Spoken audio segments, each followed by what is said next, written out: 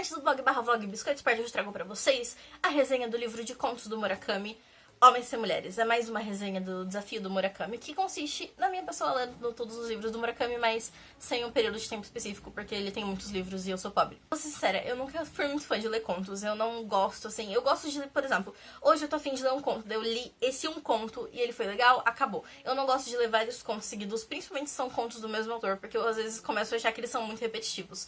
Isso me traz problemas, porque eu não consigo ler coletâneas. Então, por exemplo, quando eu li o livro do Edgar Allan Poe, do clássico pro Outubro do Terror de 2017, eu gostei de vários contos, mas às vezes eu me sentia muito cansada lendo vários contos seguidos, porque não é legal. Você lê, tipo, várias histórias seguidas, acaba perdendo significado, você acaba misturando essas coisas na sua cabeça. Esse ano eu li Lovecraft, ele tem contos maiores, então não foi tanto um problema assim, mas às vezes eu me pegava pensando, caramba, eu tô lendo, parece que, tipo, 15 livros iguais ao mesmo tempo, só que livros super curtos. Eu li Homens e Mulheres e eu gostei muito, e eu gostei bastante da maior parte dos contos, e eu vou falar dos meus contos favoritos pra vocês. Quando eu faço resenha de livros de contos, eu não falo de todos os contos, afinal de contas, não temos o dia todo aqui, não é mesmo que a gente tem horário? Bom, na verdade, isso aqui é um livro temático, então todos os contos, eles são sobre homens que, em algum momento, eles perderam as mulheres na vida deles. Pode ser uma namorada, uma esposa, mãe, etc. O Murakami, ele é um senhorzinho de idade, ele deve ter o quê? Mais de 70 anos, quase 80 anos. E eu acho que apesar dele expressar machismo em alguns livros e contos dele, eu não acho que seja porque ele é machista, mas sim porque ele foi criado numa sociedade assim, no Japão pós-guerra, né? Porque o Japão, pra quem não sabe, eles eram aliados aos nazistas da Segunda Guerra Mundial. Então, o Japão, depois da Segunda Guerra, era meio que uma luta tentando desesperadamente se desvencilhar do nazismo, ao mesmo tempo que algumas pessoas ainda eram extremamente nacionalistas e conservadoras. Então, o Murakami, ele foi criado nesse mundo. E eu acho que, pra uma pessoa criada nesse país, nessa época, ele se saiu muito bem. E apesar de ele expressar ideias machistas nos livros mais antigos dele, eu acho que os livros mais recentes dele desconstroem bastante essas noções. O livro já começa com um conto muito legal que chama Drive My Car. É sobre um ator que, depois que a esposa dele faleceu de câncer, ele tá, tipo, na bad. Ele nunca foi um ator super famoso, a mulher dele sempre foi mais famosa que ele. E depois que ela morreu, ele se sente muito mal. Ele acabou se tornando um alcoólatra e daí ele sofre um pequeno acidente de carro, nada demais. Só que ele acaba sendo proibido de dirigir, então ele tem que contratar uma motorista. Ele, na verdade, queria um motorista homem, porque afinal de contas ele é um homem machista. Mulheres não sabem dirigir. Mas ele acaba conhecendo uma mulher que é uma motorista fantástica, decide contratar ela. E o conto, basicamente, é ele conversando com ela no carro enquanto ela leva ele pros lugares. E ele fala sobre a vida dele. E é um conto muito legal, no qual ele narra sobre como ele descobriu que a esposa dele estava traindo ele, mas que mesmo assim ele continuou com o casamento até a morte dela, como ele virou amigo de um homem com quem ela traía ele. E assim, eu acho que o Murakami, ele tem esse dom de falar de coisas banais de uma forma quase fantástica. Porque é um conto sobre um homem que ele é viúvo, mas ele foi traído, ele fica remoendo o fato de que ele era corno depois da morte da mulher.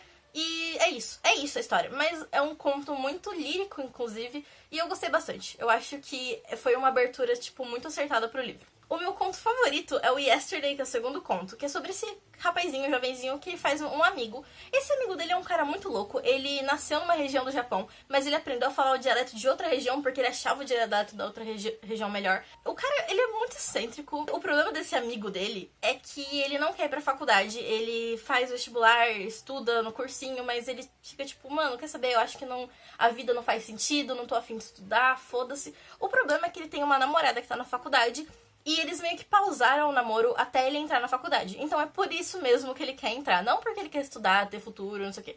Mas porque ele quer ficar com a namorada dele.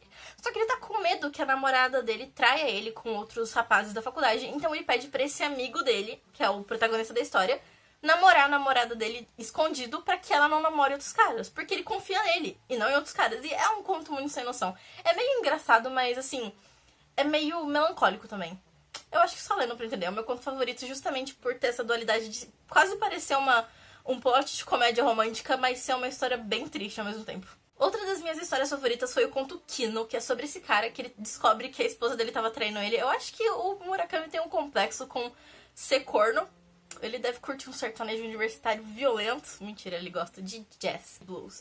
Porque é só disso que ele fala. Metade dos livros do Murakami é ele triste porque as pessoas são cornas. E a outra metade é ele falando sobre como ele adora jazz e blues. E rock clássico. Kino, ele foi traído pela esposa Mas o casamento dele já não tava aquelas coisas, daí ele falou, quer saber, vamos nos separar, mas vamos na paz. Daí a mulher fala, tá bom, isso aqui. Daí ele quer recomeçar a vida dele e ele acaba abrindo um bar. Ou ele abre esse bar no meio do fucking nada na cidade de Tóquio. Ninguém conhece esse lugar, é um lugar vazio. O único cliente dele é um gato que fica dormindo lá. Ou seja, não é o cliente. Ele não tem nem barata lá, só tem gato. Até que um dia, esse cara super misterioso, que pode ser ou não ser da Yakuza, super grandão, bombadão, chega assim. Ele chega lá com um livro e daí ele senta lá, toma um uísque, come uns amendoim e fica tipo 3 horas lendo. E o Kino pensa, quer saber, mano, deixa ele ler isso, ele quer ler o livro dele. É a vida dele. Enfim, o conto é basicamente sobre ele falando sobre as experiências dele como um dono de um bar super fracassado. Ele até tem uns clientes, mas assim, o principal é esse personagem que fica lendo bastante no bar.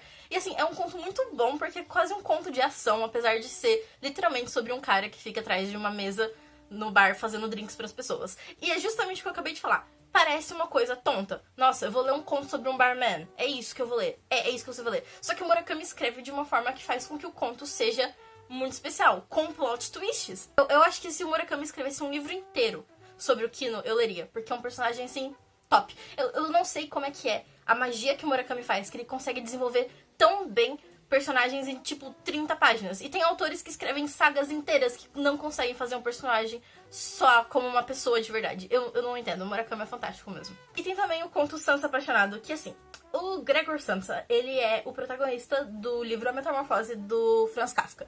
E como todo mundo deve saber, o Murakami é super fã do Kafka, afinal de contas ele tem um livro que se chama Kafka, à beira-mar. O protagonista do primeiro conto desse livro chama Kafka, que será, não é mesmo? Então, o Gregor Samsa, em A Metamorfose, ele é um cara que um dia ele acorda como uma barata gigante. Ele, tipo, faz uma metamorfose pra um inseto. E assim, eu vou ser séria, eu li A Metamorfose há muito tempo, mas eu não posso nem considerar que eu li, porque foi um livro que eu li tão arrastado que eu quase não lembro, eu bloqueei da minha memória porque eu achei muito ruim. E eu vou ser sincera também dizer que eu não sei o que o Murakami vê no Kafka, porque eu acho os livros dele um saco. Quando eu vi lá que tinha um conto chamado Sansa Apaixonado, eu pensei, não acredito que tem um conto sobre Kafka, eu não gosto desse cara. E, bom, mas eu li e eu gostei, porque o Murakami tem esse poder de conciliar as coisas. Então é sobre uma barata que vira gente.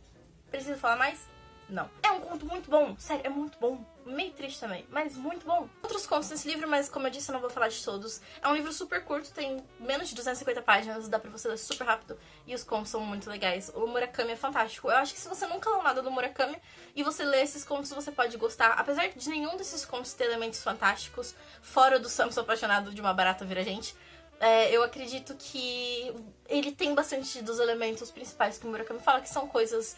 pessoas normais vivendo coisas fantásticas. Então, é isso, gente. Espero que vocês tenham gostado dessa resenha, mais uma resenha do Desafio Murakami.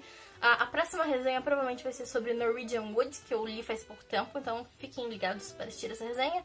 E muito obrigada por assistirem. Se você gostou, deixe seu comentário, que eu sempre leio, dê um like. Se você gostou muito, se inscreva no canal, porque aí você pode ver outras resenhas do Murakami, de outros autores e outros vídeos sobre outras coisas. E é isso, gente. Muito obrigada por assistirem. Um beijo, um queijo e até o próximo vídeo. Thank you.